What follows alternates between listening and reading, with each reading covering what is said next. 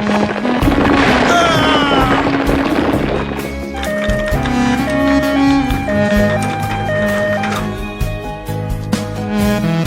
বাবা, তোমার কি হয়েছে?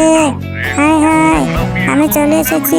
আপনাদের বাবাকে আর বাঁচাতে পারলাম না, সরি। বাবা, তুমি কিভাবে চলে গেলে?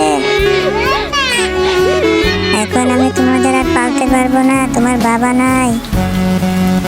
বোন, চল, আমি এভাবে বোতল না ঢুকিয়ে আমরা কাজ করি। আমি তোকে আজ থেকে কাজ করে খাওয়াবো, তুই চিন্তা করিস না, আমার সাথে চল।